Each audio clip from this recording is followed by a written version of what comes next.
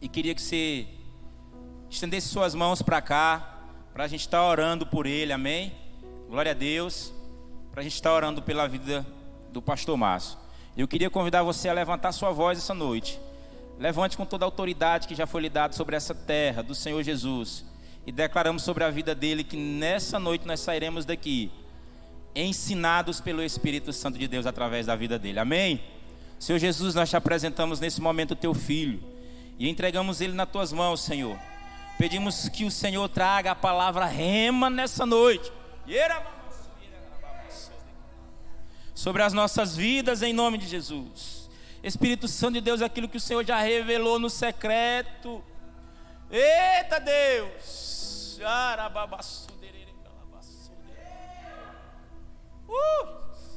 Espírito Santo, preenche o nosso coração, meu Pai, com a tua palavra essa noite. Meu Deus, não nos deixa sair daqui essa noite sem sermos ensinados, Pai. Oh Jesus, em nome do Senhor, guarda, Pai, a sua família, guarda a sua esposa, guarda a sua casa, Jesus, aonde estiver. Pai celestial, ai Jesus, em nome de Jesus, que a tua palavra nessa noite seja edificante para nós, que ele diminua nesse lugar e o Senhor venha crescer em nome do Senhor Jesus, amém. Aplauda o Senhor nesse lugar, amém.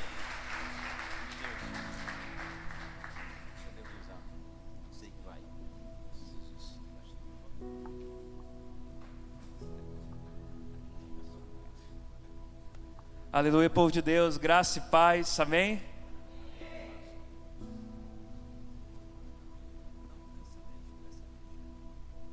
Aleluia, que alegria, povo de Deus, estar com vocês aqui, que alegria. E quanto mais o culto ia rolando, quanto mais as coisas iam acontecendo, mais eu entendia que a gente está alinhado num tempo muito precioso de Deus, amém? Enquanto o Vitor falava ali, muita coisa brotava no meu coração. Eu fui muito abençoado por essas palavras, especificamente porque eu fui ganho para Jesus dentro de uma universidade, amém? Enquanto o lugar que muitos perderam a sua fé, eu encontrei Jesus na UFMA, eu encontrei Jesus através de colegas de faculdade, eu cheguei à fé naquele lugar. E algo que sempre me constrange é falar disso, né? E ouvir. Por isso, se for preciso, né, eu quero só lembrar um pouquinho daquilo que eu sei que o Eupídio falou semana passada. Se for preciso, paguem o preço pela fé de vocês, amém? Se for preciso, a gente não serve a um Deus somente de facilidades, mas serve a um Deus que ele é digno da nossa fé, é um Deus digno da nossa perseverança, e é um Deus digno de sofrer por amor a ele, amém? Porque nós vai acontecer, e não que isso torne a caminhada com Deus difícil. É difícil um pouco, mas é bom, não é verdade? É bom, a gente ama ser crente, a gente ama caminhar com o Senhor e tenha convicção do propósito que há sobre a sua vida, aleluia. Porque quando eu entendo um propósito, quando eu compreendo, quando eu não perco de vista um propósito, eu dificilmente vou ser movido por prazeres. Então permaneça, a gente está falando de cancelados e que tema precioso, amém? Essa teologia do cancelamento que a gente está falando aqui esses dias, porque vão acontecer.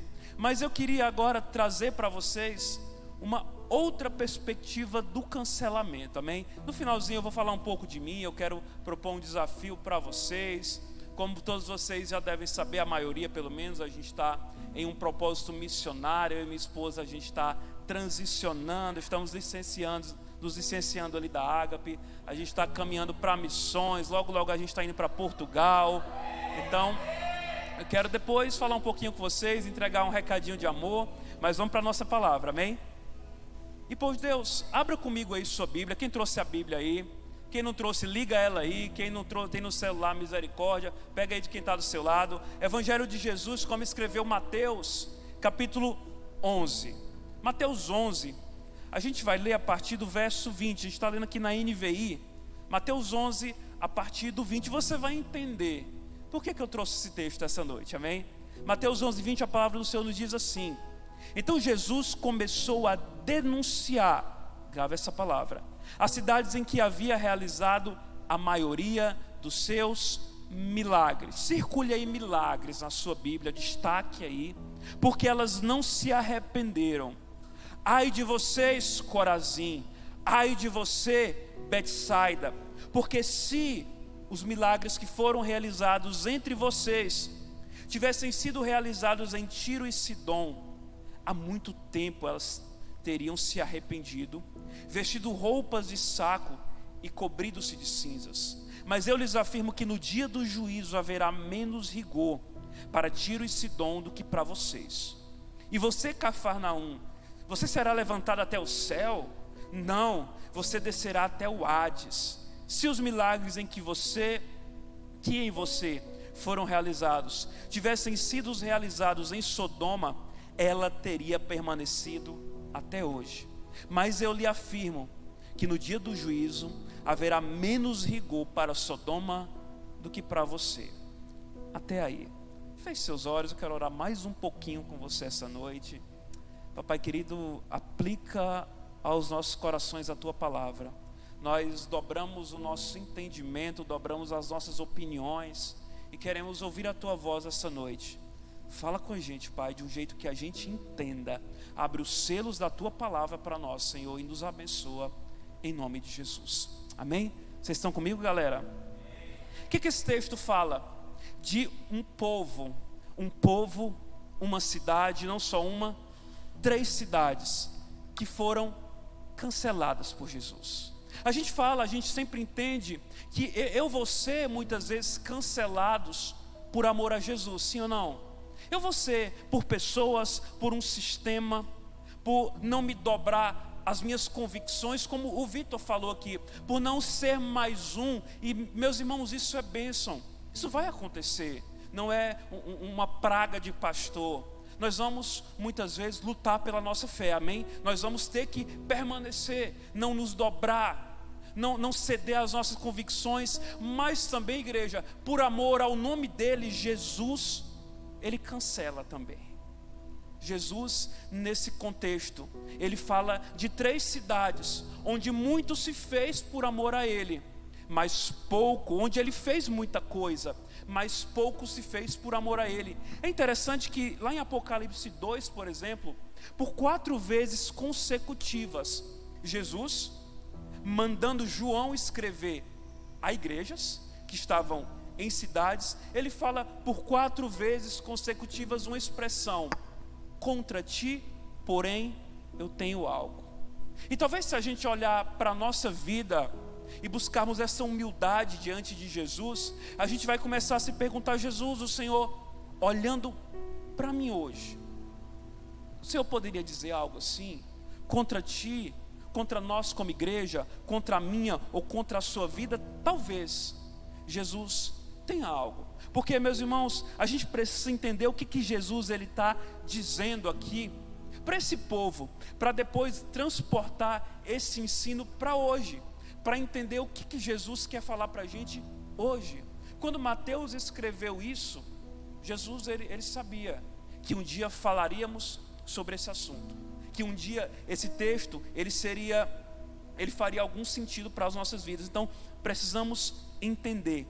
Versículo 20, Jesus ele começa com uma denúncia em 3 lugares: Betsaida, Corazim, Cafarnaum. Lugares onde ele muito fez, lugares onde ele realizou, na verdade, a maioria dos seus milagres. E o propósito dessa denúncia é que ele fez muito. O versículo 20 já fala isso, onde ele fez milagres, porém aquele povo não se arrependeu. Qual o tempo que Jesus está nesse texto? Jesus aqui, ele está já entrando na fase final do seu ministério. Jesus ele fez muita coisa, ele operou muita coisa. Jesus ele moveu muita coisa. Ele pregou em Betsaida, ele pregou em Corazim, ele chegou a morar em Cafarnaum. Não é à toa que essas cidades foram importantes no ministério de Jesus. Por exemplo, foi em Cafarnaum que ele fez vários milagres. Ele curou a sogra de Pedro. Foi em Cafarnaum que ele curou o servo do centurião. Estudiosos falam que foi inclusive em Cafarnaum que foi operada a multiplicação dos pães. Então ali ele operou vários sinais. Foram nos arredores ali que ele operou. Então foi lugares onde muito se fez. Por exemplo, dá-se a entender que o texto que foi em Betsaida, que nasceu, por exemplo, de onde vieram André e Filipe, 2 dos apóstolos. Então foram lugares onde Jesus ele muito pregou. Ele operou milagres, ele anunciou o seu reino, ele moveu de forma extraordinária. Ali ele moveu. Mas acontece que pessoas estavam ouvindo as palavras de Jesus e ou eram apáticas a esse ensino, ou elas rejeitaram esse ensino. Onde Jesus, e esse texto, irmãos, ele liga um alerta no meu coração. Ele é um daqueles textos que de algum modo eles nos despertam para algo.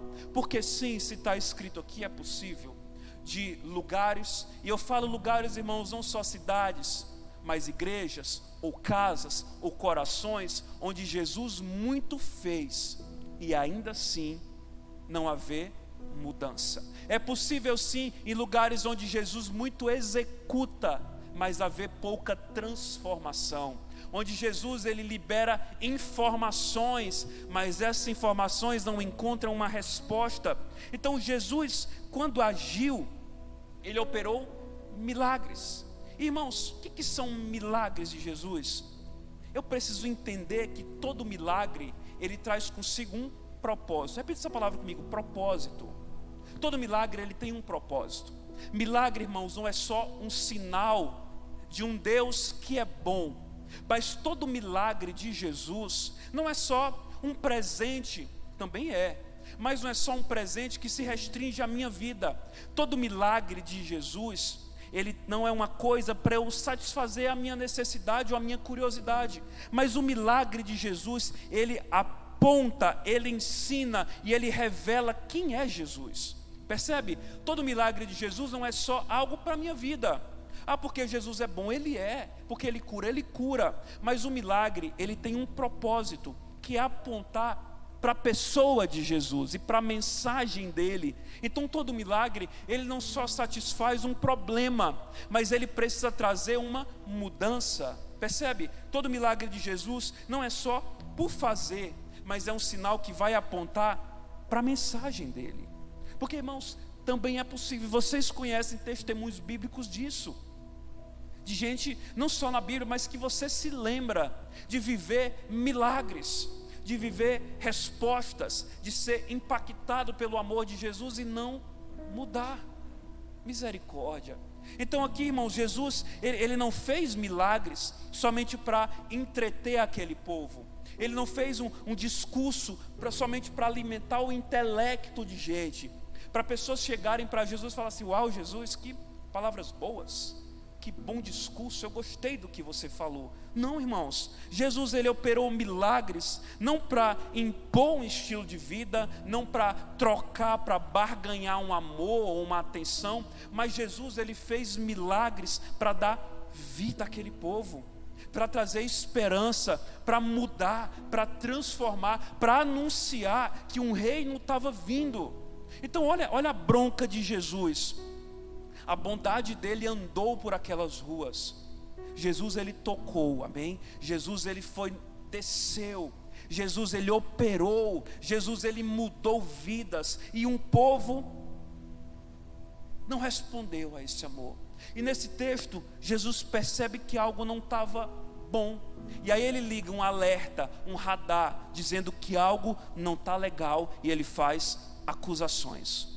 Jesus está dizendo de uma forma mais simples assim: se o que eu fiz em vocês tivesse sido feito em Sidom e em Tiro, elas teriam se convertido, teriam mudado. Vocês não mudaram, mas eles teriam. E ele fala inclusive para Cafarnaum: olha, Cafarnaum, se o que eu operei aqui tivesse acontecido aonde? Em Sodoma, ela teria mudado. Jesus, irmãos, ele está comparando, e é muito profundo, porque Tiro e Sidom foram cidades extremamente perversas, são muito citadas inclusive pelo profeta Isaías, de cidades egoístas, de cidades perseguidoras do povo de Deus. Sodoma a gente não precisa nem falar, O que foi que aconteceu? Uma cidade imoral, profana. Então, Jesus aqui começa a registrar algo. Eu preciso que você grave isso.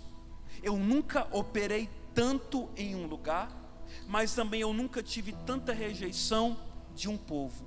Não é registro exato do que Jesus ele fez em todos esses lugares, mas uma convicção esse texto me traz: Jesus operou de uma forma poderosa. Há milagres registrados nesse lugar. A Bíblia fala de um mover de Jesus, inclusive ter feito de Cafarnaum a sua casa, o seu quartel-general, e um povo que não mudou. Ou seja, cidades de reputação pior serão julgadas com menos rigor. Jesus ele aponta para lugares onde ele muito pregou, onde ele muito fez, onde ele muito ensinou, mas que por causa disso ele também vai cobrar mais desses lugares. E com isso, irmãos, Jesus quer nos ensinar algo. Analisando tudo que Jesus está fazendo esses dias, quantos aqui têm sido abençoados como igreja do Senhor? Meus irmãos, nós temos. Eu acredito na minha geração. Eu acredito no que Deus está fazendo. A gente está sendo muito abençoado. Jesus está fazendo coisas maravilhosas no nosso meio. Jesus ele está operando e eu tenho agradecido. Mas irmãos, eu descobri que não basta eu agradecer a Deus pelo que Ele está fazendo. E esse texto me mostra isso. Jesus ele está movendo no nosso meio. Jesus ele está liberando algo. Há uma onda do Senhor, tanto de missionários, quanto de canções, quanto de palavras, quanto de mestres, quanto de evangelistas. Deus ele está fazendo algo, mas irmãos, não basta eu ser grato. Jesus ele deu um presente para a gente, amém? Mas Ele quer que eu use direitinho esse presente. Jesus ele está liberando, e esse texto me mostra, irmãos, que Ele quer que a gente responda em amor para o que Ele está fazendo. 3 cidades receberam muito deles, mas 3 cidades deram as costas para Ele, porque não houve mudança. O cancelamento da parte do Senhor, ele é real. E Ele vem quando Ele libera algo sobre a minha vida, mas esse algo não gera uma correspondência. Quando Ele libera, Ele me entrega algo, mas esse algo só vira motivo de gratidão, irmãos. Jesus não precisa de frases, Jesus precisa de vidas. Jesus ele não quer que eu responda a Ele com textos. Claro, se vier, irmãos, amém. Mas não é o modo somente agradecendo, mas eu me posicionando. E uma certeza, olhando mais uma vez para esse contexto, é que Ele vai cobrar mais desses lugares onde Ele muito fez, do que lugares onde talvez não tenha sido registrado tanta atividade dEle. Jesus ele declara que por causa do privilégio que aquele povo teve, eles vão ser alvos de um julgamento mais severo. Mas, irmãos, o que isso no final das contas tem a ver comigo hoje aqui, Imperatriz 2023, que textos como esse tem a ver comigo? Irmãos, grave algo. Jesus ele quer que você entenda que Ele tem expectativas nos lugares onde Ele muito faz. Nós não podemos ser uma igreja, uma juventude que não discerne o privilégio que está tendo do Senhor. Um povo, perdão a palavra, espiritualmente burro. Uma igreja que não conhece a autoridade, o poder e aquilo que tem recebido do Senhor. Irmãos, é como se Jesus estivesse perguntando aqui nesse texto para nós hoje: ei, eu estou fazendo algo, consegue ver? Eu acendi uma luz, consegue ver? Consegue responder? Você percebe o que eu estou fazendo? E nós, irmãos, a igreja do Brasil, a gente é muito privilegiado, cara. Nós temos recebido tanto do Senhor, nós somos tão livres. Nós temos acesso a tanto material, a tanto estudo, a tanto pregação, a tantos mestres nessa nação, a tantas canções, a tantos artistas, a tantos pregadores, a tanto material todo dia sendo produzido. Irmãos, Jesus ele se espanta com lugares porque a glória dele estava ali, os milagres dele estavam ali, mas aquele povo não mudou a forma de pensar e de se comportar por amor a Ele. Quem está comigo? E que tal se a gente atualizasse esse texto? A Bíblia, irmãos, ela não precisa de atualização, amém? Mas que tal se a gente trouxesse para uma linguagem ultra mega, a linguagem do amanhã, não é nem a linguagem de hoje? Como é que a gente poderia ler esse texto? Já pensou, irmãos, se a gente lesse assim: ai de ti, imperatriz, porque se os milagres que eu tivesse feito em você, eu tivesse feito também lá na Cracolândia, eles lá já teriam mudado de vida. Se eu ir um pouco mais fundo, a de ti, nova aliança, porque se os milagres que eu tivesse operado no teu meio, o que eu fiz em ti, eu tivesse também feito com um terrorista lá da Colômbia, eles já teriam se rendido ao Senhor. Mas vamos colocar aqui no pessoal, na primeira pessoa: ai de ti, Márcio, João, José, Maria, Fábio, se o que eu fiz na tua história eu tivesse feito na história do teu colega de trabalho, ele já teria mudado e estaria me dando glória. Irmãos, nós precisamos entender que o amor que Jesus libera, ele não é entretenimento, ele é correspondência em amor. E eu pego aquilo que foi dito aqui, irmãos, os tempos vão ser difíceis, sim. Jesus, ele está nos presenteando como igreja, sim.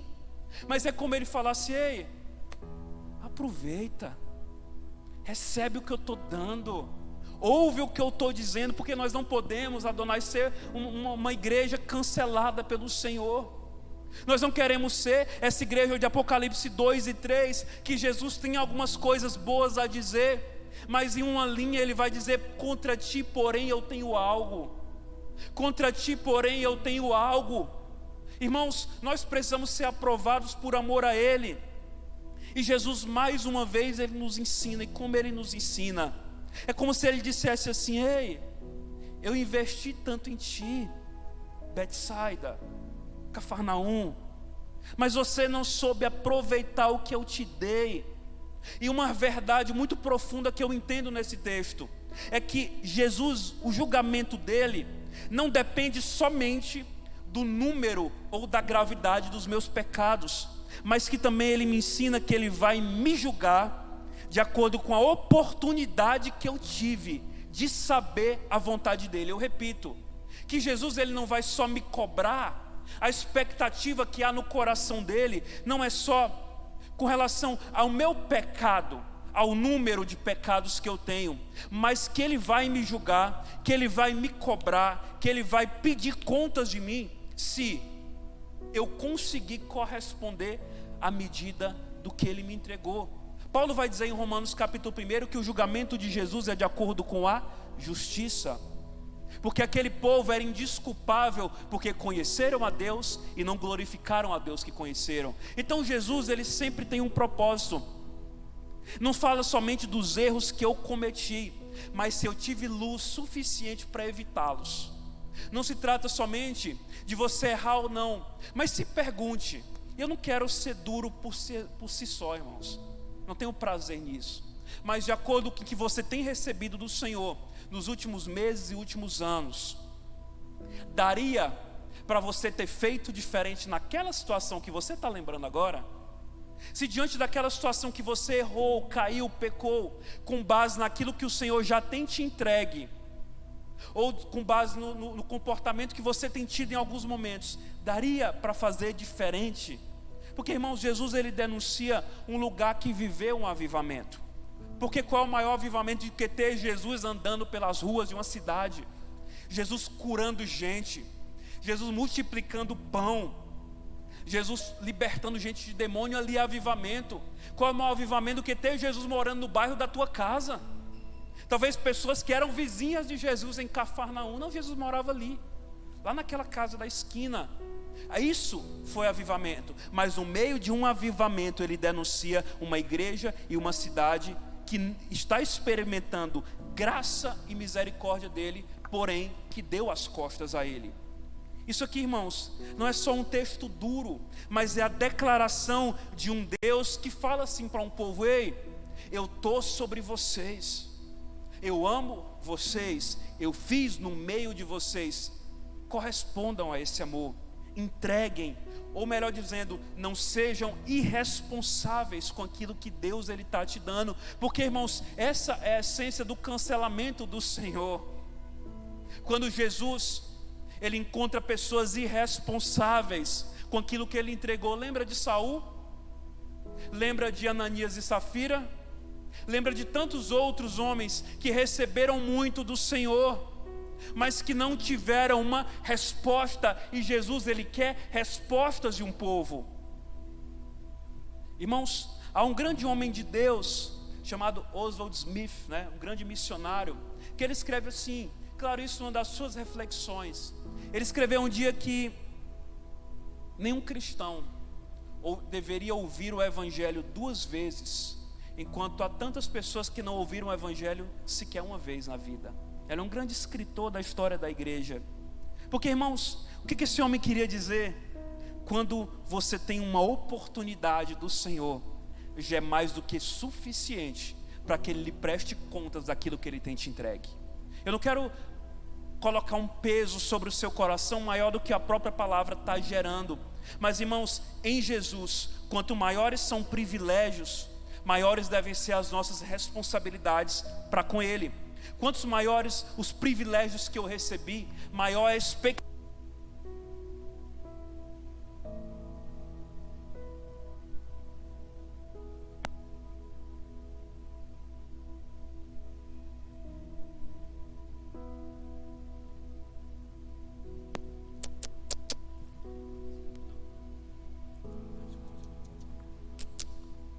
Obrigado, Fábio. Então, quanto maior o privilégio que eu tenho do Senhor, há uma expectativa. Porque, irmãos, mais uma vez eu digo, a gente está vivendo um tempo extraordinário. Tem Bíblia em todo lugar, tem palavra de Deus em todo lugar. Você liga uma rádio, você liga uma televisão, tem gente falando de Deus. A gente é um povo livre. E talvez por tanta liberdade, a gente acabou por baixar os nossos padrões. O Espírito de Deus está sobre nós. Eu acredito na nossa geração, a gente tem conteúdo e material extraordinário. Mas há uma pergunta, há uma expectativa do Senhor. O que a gente está fazendo com tudo isso? Com tanta palavra, com tanto mover, com tanto evento. É evento demais, sabe, que a gente não dá conta de ir. É tanta gente boa que não dá para chamar todo mundo. É tanto material, é tanto livro bom que não dá para você ler. É tanta pregação boa que não dá para você ouvir. Porque é muito material, mas a gente precisa nos perguntar de vez em quando: o que eu estou fazendo com isso? O que eu estou fazendo com a minha vida de igreja? Será que isso tem mudado? Ou eu tenho sido mais um que não discerne? Porque, irmãos, terrível coisa é você estar num ambiente onde Deus está fazendo e você não discerne, onde Deus está falando com quem está do teu lado e você não está ouvindo, no lugar onde você recebe de Deus só porque você está ali mesmo debaixo da nuvem, mas que você não gerou expectativas, não está entendendo nada. Havia, irmãos, um orgulho naquele povo. Tanto é que Jesus, ele fala: Cafarnaum, você acha que ir até o céu? Eu te digo, você vai até o inferno. Olha a seriedade das palavras de Jesus. Irmãos, a gente é parte disso, amém? Nós somos parte desse povo, sábado após sábado, domingo após domingo. Quem ouve menos a palavra de Deus aqui, seguramente ouve pelo menos 3 vezes por semana, no culto e na célula. E, meus irmãos, não pode ser algo que a gente coloque entre as nossas mãos num culto de domingo e durante a semana isso vai escoando, descendo pelos nossos dedos. É sério, igreja. Tantos ensinos bíblicos, tantos acontecimentos, e Jesus declara que Ele vai ser mais rigoroso para nós, que estamos sendo abençoados por Ele hoje, do que aqueles que não têm essa oportunidade. E parece, irmãos, que Jesus, ele tem um pouquinho mais de paciência com quem não sabe do que com quem sabe e não vive. Então a gente precisa entender, conhecer quem é o Deus que eu vivo, conhecer quem é o Deus que eu sirvo. Porque parece, eu pedi que a gente como igreja está dando outro atributo para Deus. Se você for fazer um estudo bíblico, dependendo aí do modo que você lê a Bíblia, tem cerca aí de 20 a 25 atributos de Deus registrados na Bíblia. Ele é santo, Ele é onipotente, Ele é onisciente, Ele é justo. Enfim, tem muitos atributos, mas parece que a igreja hoje quer dar outro atributo para Deus, para Jesus. Um Jesus delicado, um Jesus que não cobra nada de ninguém, um Jesus que é só amor. Irmãos, Ele é amor porque Ele ama, amor é quem Ele é, amor do jeito dele. Mas, irmãos, precisamos compreender que o nosso Deus, Ele não é somente agradável ou delicado, Ele é santo. Ele é santo. E a santidade do Senhor é terrível coisa. A santidade do Senhor me leva a entender que quando eu estou na presença dEle, deve haver algo em mim que muda. Irmãos, a palavra do Senhor, ela não é comparada com uma pluma ou com uma rosa. A palavra do Senhor, ela é comparada com uma espada que perfura, que fura, que corta. Irmãos, a gente precisa compreender, e mais uma vez eu digo, se eu te perguntar o que só o Evangelho pode te oferecer, um atributo que só Deus, só a palavra dele pode gerar em qualquer pessoa, e eu lhe responderia: é vida. É vida, é mudança, é transformação, é vida de Deus. Sabe, quando está tudo bagunçado lá fora, mas dentro de você há um lugar de paz. É que quando as circunstâncias todas apontam, não faz, não vai, não muda, fica onde tu está, o Senhor fala ao teu coração: vai, continua, e você permanece. Quando tudo ao teu redor dizia: não, para, afunda, fica aí, não vale a pena, não insiste, e você sabe porque Deus gerou vida no teu coração. Irmãos, uma das maiores bênçãos de Jesus é que Ele nos fala a verdade, amém? Por quanto tempo, principalmente na minha adolescência, eu errei, porque eu estava procurando em um lugar ou em outro o que era a verdade. Em uma coisa, em uma pessoa, em uma experiência, em amizades, o que era a verdade. E a principal coisa que eu ganhei em Jesus foi entender que a verdade era Ele. E quando eu compreendi isso, irmãos, eu sou grato, porque o Evangelho, ele é maravilhoso, porque ele me diz o que é verdadeiro. Jesus, ele é extraordinário porque ele me diz a verdade, e ele fala a verdade para esse povo. Um avivamento aconteceu no meio de vocês, mas vocês perderam a visitação. Um avivamento ocorreu no meio de vocês, mas a verdade é que vocês me ouviram e me rejeitaram. E queridos, coisa extraordinária é quando Jesus nos conta a verdade, porque a verdade, ela me alinha, mesmo que ela me ofenda. A verdade, ela me muda, mesmo que ela precisa me bater um pouquinho. A verdade, ela dói, mas eu prefiro apanhar para a verdade do que estar enganado numa mentira, e Jesus não mente para nós. É possível, textos como esses me enchem de temor, porque é possível, igreja, um lugar onde Jesus, ele muito opera, ser ignorante com relação a quem Ele é. É possível, eu sei que você lembra de pessoas aí, mas não lembre de pessoas não olhe para a sua vida agora, de pessoas que foram alvos de muito favor de Deus, mas não se dobraram. Queridos, a verdade é que a gente é um povo profundamente marcado e abençoado pela presença de Deus. E eu pergunto mais uma vez: o que a gente vai fazer com isso, Opidio? O que nós vamos fazer com isso? Graça e misericórdia estão sobre a gente. Graça e misericórdia estão sendo derramados sobre nós. Jesus, ele está nos abençoando de uma forma tremenda. Mas infelizmente sabemos ainda muito mais do que vivemos. Queridos, a gente procura Deus na dor. A gente às vezes deixa para procurar Ele quando está lá no fundo do poço. E o legal, o maravilhoso é que Jesus vem, e Ele desce, e Ele estende a mão, e Ele nos levanta, porque Ele é bom, porque Ele é maravilhoso. Mas o problema, irmãos, é que a gente tem a facilidade como igreja de esquecer, quando estamos na luz, de algumas coisas que Jesus nos ensinou quando a gente estava na escuridão. A gente tem facilidade de esquecer, e um dos grandes cânceres da nossa geração é a amnésia espiritual, de não lembrar de quem Deus é, de entender que sempre vai ter tempo. Irmãos, Jesus, ele é paciente, amém? E nós vamos ter muito tempo, em nome de Jesus. Mas que a gente não conte com isso. Deus, ele quer nos ensinar a viver uma vida diferente. E com uma pessoa que quer você bem, eu preciso lembrar de algo: Jesus, ele vai punir o pecado um dia. Nenhum pecado fica impune nas mãos dele. Mas antes que o pecado seja punido, o pecado nos pune primeiro. E é por isso que eu preciso alinhar a minha vontade a Ele. Sabe qual é o maior erro da humanidade? Você pode imaginar muita coisa, e tente imaginar qual é o maior erro da humanidade até hoje. Talvez você possa dizer: pastor, é o preconceito. E eu digo, é uma boa resposta. Talvez tenha sido o Holocausto, foi um baita erro, né? Um grande erro. Talvez seja a falta de políticas públicas, é um grande erro também.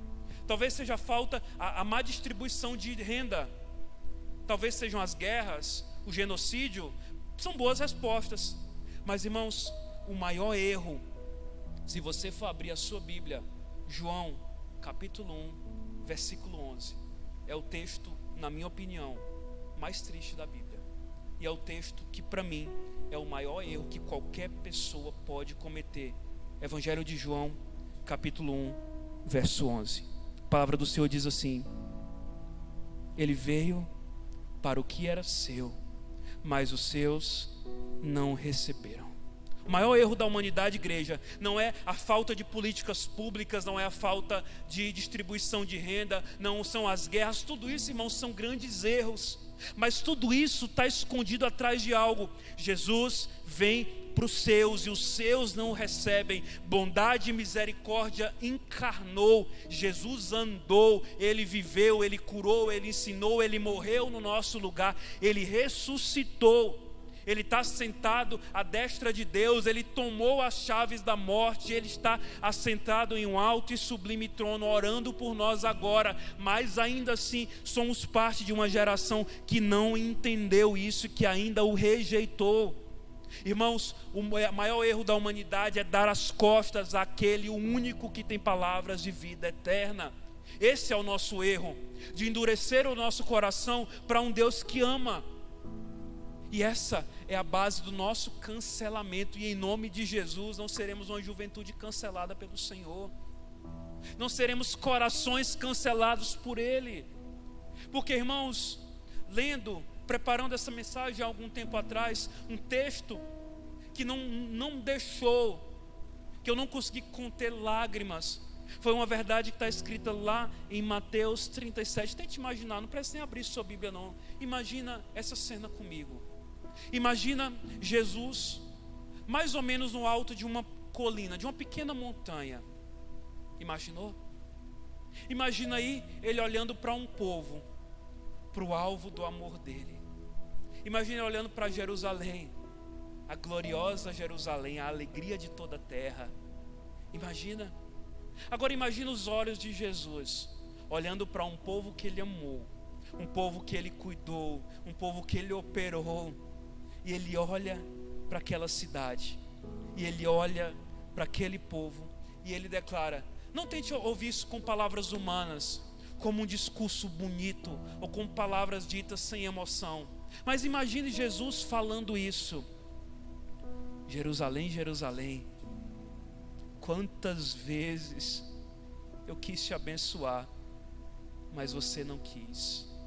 Jerusalém, Jerusalém, quantas vezes eu quis te ajuntar, como uma galinha reúne os seus pintinhos debaixo dos braços, mas você não quis. Irmãos, eu não sei você, mas é como se Jesus estivesse dizendo: ei, Isaías já foi aí e pregou, Jeremias foi aí e pregou, eu fui aí e preguei, falei. Vocês vão me matar, porque vocês não quiseram. Tente imaginar isso, irmãos. Isso quebra uma teologia amarrada. Isso quebra uma mensagem, uma imagem de um Jesus estático, parado. Isso é amor. Olha essas 4 palavras: vocês, mas vocês não quiseram. Mas vocês não quiseram. Imagina Jesus chorando e olhando para um povo que ele amou e declarando: vocês não quiseram. E esse é o motivo de Jerusalém não ter ficado de pé. Alguns arqueólogos dizem que provavelmente quando Mateus escreveu esse texto, Jerusalém já tinha caído. A Jerusalém, se você um dia for lá, como eu espero ir um dia, a verdadeira Jerusalém, ela está muito abaixo do solo. A que existe hoje foi totalmente reconstruída 3 vezes, porque Jerusalém caiu, porque não quis Jesus. Por isso precisamos orar, igreja, para saber se o que eu estou vivendo hoje está de acordo com aquilo que eu já recebi de Jesus. Se Jerusalém fosse uma pessoa, e na lápide dela, talvez, se ela tivesse morrido, na lápide de Jerusalém estaria mais ou menos escrito algo assim: aquela que muito foi amada por Jesus, porém não o quis. Queridos, o tempo é curto. E se eu fosse perguntar mais uma coisa para vocês, eu acredito que é a última pergunta dessa noite: qual é o pior dia da vida de uma pessoa? O que você me diria? Talvez é o dia que a pessoa que ela ama o deixou, ficou com o coração partido. Isso é um dia ruim. Talvez o dia que ficou sem emprego é um dia difícil. Talvez foi quando o filho pediu algo e um pai não pôde dar. Isso é terrível. Talvez quando amigos viraram as costas, né, Vitor? Talvez seja difícil. Mas, de acordo com esse contexto, eu sei que o Espírito de Deus está nesse lugar. Mas para mim a pior coisa, a pior desgraça, o pior dia da vida de um homem é quando ele ouve a voz de Deus e rejeita. Quando ele ouve a voz do Espírito e dá as costas a essa voz. Esse, irmãos, é o pior dia. É quando uma pessoa perde a visitação do Senhor. Porque Jesus, ele não impõe, ele não usa de artifícios para seduzir. Ele atrai, ele chama, ele convida, ele mostra a beleza dele para nós. Guarde no teu coração que eu vou te dizer, queridos. Jesus, ele não te obriga a receber o amor dele, amém? Porém, ele não pode impedir que você seja julgado por rejeitar esse amor. Repito mais uma vez: Jesus, ele não pode te obrigar a receber o amor que ele tem, mas também ele não vai evitar que você sofra as consequências de rejeitar um amor, de você ser julgado por amor a ele. Jesus não impõe amores, mas ele não poupa quem o rejeita. E eu não falo só de salvação, amém? Eu não falo só de salvação, eu falo de frutificação.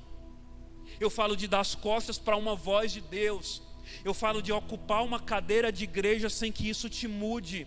Eu falo de ter marcado um lugar dentro de uma igreja sem ter um coração marcado pelo dono da igreja, amém?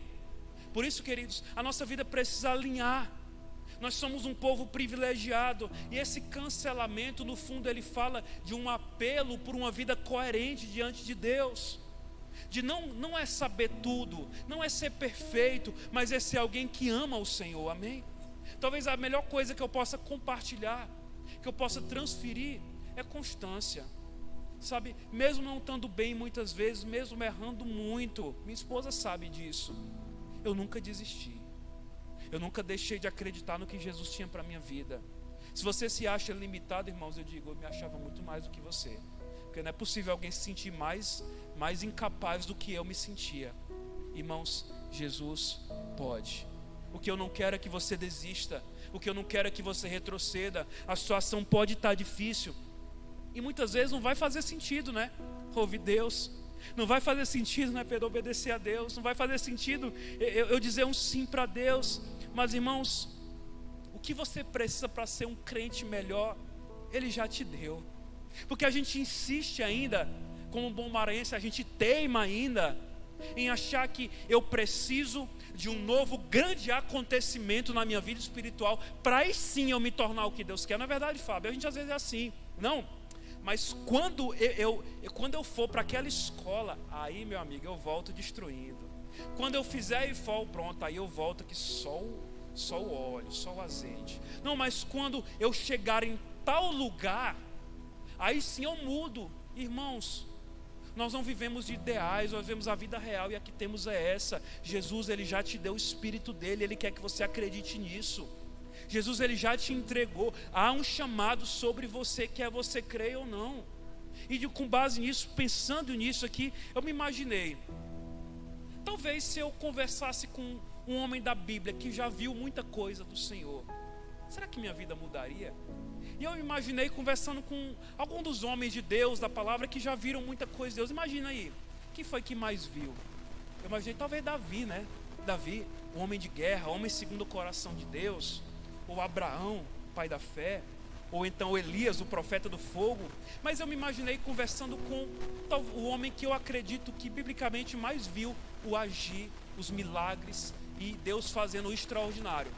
Imaginei conversando um dia com Moisés. E eu chegando para Moisés falando assim: Moisés, cara, me conta aí como é que é o mover de Deus. Na minha cabeça, talvez Moisés responderia assim: cara, é muito doido. Imagina, irmãos, Deus operou milagres, pragas no Egito. Para que maior culto de avivamento do que isso? Jesus fez chover fogo. Imagina isso, todo mundo se convertia, irmãos. Imagine você ver Deus operando. Eu imaginei Moisés, como é que foi? Ele falou: cara, foi muito doido. Deus fez cair fogo do céu. Não, mas tem uma parte. Eu um dia estive lá na beira de um cajado, na beira de um mar, e eu peguei o meu cajado e eu bati, o mar abriu. Eu falei: uau, se eu visse o mar se abrindo, talvez eu seria um crente melhor. Mas eu nunca vi nem um bacuri abrindo, né? Então eu continuava assim, conversando com ele: Moisés, e aí, cara, como é que é? Como é que... E não, cara, eu tenho que te contar um negócio. Quando dava assim 6 horas da tarde, 6 horas, aparecia um negócio, tchum, e uma coluna de fogo. Uma coluna de fogo. Eu falei: uau, se eu visse uma coluna de fogo, aí sim, eu nunca mais ia duvidar de Deus. Aí sim, eu ia jejuar todo dia. E ele continuava: não, mas tem um negócio muito massa. Eu acordava de manhã cedo, eu pegava a tapaué e botava assim para fora da tenda, e ela enchia de maná. Eu falei: uau, se eu visse o maná, comida caindo do céu todo dia, aí sim eu ia aprender a depender de Deus, sabe? E a gente já começa a imaginar que talvez eu precise ver tudo isso para que aí sim minha vida mude. Mas, irmãos, olhando à luz da boa doutrina, da palavra de Deus, de um panorama bíblico, acho que a minha conversa com Moisés não seria assim. Seria um pouquinho diferente. Eu ia chegar todo empolgado: e aí, Moisés, conta aí, cara, como é que é a tua vida com Deus? O que tu viu? Eu acho que com todo o amor do mundo ele ia mandar eu calar a boca e falar assim: não, Márcio, agora eu quero que você me conte como é a tua vida com Deus. E falar: não, cara, tu não está entendendo. Não, mulher, tá ficando doido. A minha vida com Deus, ela é muito normal. Eu vou para a igreja e tal, volto para casa, oro, leio a Bíblia. Eu quero saber da tua, cara. Eu não vi fogo, eu não vi mar abrindo, eu não vi praga do Egito, eu não vi nuvem, eu não vi coluna, eu não vi maná. Eu não vejo Deus, só vejo a Bíblia. Mas ele falou: não, cara, tu não está entendendo. Porque, Márcio, no tempo que eu vivia, Deus falava com a gente numa tenda. Hoje tu fala face a face com Ele. No tempo que eu vivia, o espírito profético descia sobre um homem, e quando terminava a obra, o espírito voltava para o céu. No tempo que eu vivia, eu tinha uma lei para servir. No tempo que eu vivia,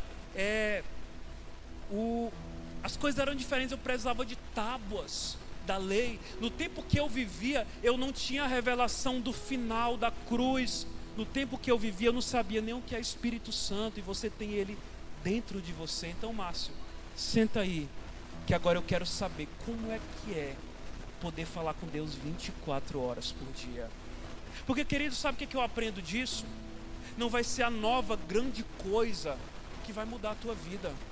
Uma vez eu vi uma entrevista de um dos grandes homens de Deus dessa nação, Asaf Borba, e ele falava assim: o novo de Deus é quando eu entendo e consigo ver Deus fazendo de novo. O novo de Deus eu vivo quando eu compreendo Deus fazendo de novo e de novo e de novo. Eu falo: cara, é isso. Esse homem entendeu algo que às vezes a gente não entendeu. Nós somos o povo do privilégio, da graça. Eu duvido que alguma geração experimentou de Deus antes de nós o que nós temos experimentado. A liberdade, você pega essa porcariazinha aqui, você abre o YouTube, tem palavras, querido, que vão mudar, que vão te abençoar, que vão abrir tua mente. Se você for em qualquer livraria, você encontra materiais maravilhosos. Esse púlpito, eu tenho convicção de dizer, é um púlpito limpo, é um púlpito correto, onde é pregada a palavra de Deus. Não digo isso em todo lugar. Conheço os pastores dessa casa. Então, mas é o que a gente tem feito com isso? Porque, irmãos, o mesmo Jesus que ama, e nós não somos o alecrim dourado do Senhor, amém? Nós não somos a igreja do alecrim dourado, que Jesus te ama e não julgueis e acabou a Bíblia. Não, irmãos, nós sabemos que Jesus, ele tem uma expectativa, o coração dele espera algo de nós. E cancelamento é quando Jesus, ele não encontra o que ele espera de mim. E triste coisa é um homem que Jesus olha para a vida dele e espera algo. Lembra do jovem rico? Quando Jesus tem uma iniciativa e ele espera algo de mim, e esse algo de mim não vem. Irmãos, nós não somos eternas promessas do Senhor, já viu? Fulano é uma eterna promessa do futebol, está com 35 anos e ainda é uma promessa. Não, irmãos, a hora é hoje, a hora de viver é hoje. Por isso, temos aqui um contexto de um avivamento que não converteu-se em frutos, um avivamento que não mudou corações. E até quando, eu encerro, começo a encerrar aqui, seremos como Betsaida ou Corazim, não daremos ouvidos a isso? A gente, Adonai, é um povo privilegiado pela revelação, mas até quando seremos lentos? Jerusalém, Jerusalém, quantas e quantas vezes, irmãos, Jesus ele nos quer, amém? Mas não podemos resistir a isso. Jesus ele quer, e eu não falo apenas de salvação, e mais uma vez eu digo, eu falo de romper, eu falo de fidelidade, eu falo de abraçar processo, eu falo de acreditar no chamado, parar de procrastinar, parar de dar migué. Jesus fala disso. Nós precisamos entender, somos um povo, irmãos, que conhece o final da história. Somos um povo que, como Billy Graham uma vez escreveu, eu li o final e no final dá tudo certo. A gente sabe disso, mas isso não pode ser uma desculpa. Irmãos, é obedecer, é olhar para a eternidade, é caminhar ao lado dele. Betsaida e Corazim tiveram avivamento, mas perderam uma visitação. E a minha pergunta é, dessa eu sei a resposta, a gente não vai ser assim, amém? Nós não seremos assim. A morte e o amor de Jesus são as duas certezas que nós podemos carregar para o resto da vida. Vamos morrer um dia e Jesus nos ama. Você tendo convicção disso, irmãos, alinha a tua vida, creia em um propósito que há para a tua vida, não procrastine, responda em amor. Eu sei que o que Ele está fazendo na tua vida é grande, eu sei que o que Ele está liberando ao teu coração no secreto é grande, eu sei que Ele está falando contigo. Por isso, não se despeça, ouve o Senhor, cuidado com as distrações, cuidado com aquilo que vem roubar o foco do Senhor na tua vida. Eu creio, irmãos, na minha geração, amém? E nós não seremos esse povo cancelado por amor a Jesus. Se você ficasse de pé, eu queria orar por você nessa noite, mas eu queria que você abrisse o seu coração para o Senhor. Eu não sei o que Ele tem te pedido, se é uma mudança, um relacionamento, uma postura nova, uma atitude nova, uma vestimenta nova, um lugar novo, um coração novo, amizades novas. Eu não sei, irmãos, mas quando eu me deparo com Jesus, que Ele está muito interessado em haver uma resposta daquilo que Ele está te dando, eu começo a entender que vale a pena. Mas vale a pena. Sucesso, irmãos, é isso. Sucesso, igreja, não é ter tudo. Sucesso não é você não errar. Sucesso não é você ter todos os seus sonhos realizados. A nossa vida, irmãos, não é um conto de fadas. A nossa vida é difícil. A gente chora de vez em quando, a gente dói de vez em quando. E quando a dor chega, irmãos, a lágrima, ela não é teórica, ela é real. Quando dói, dói de verdade. Dói de verdade.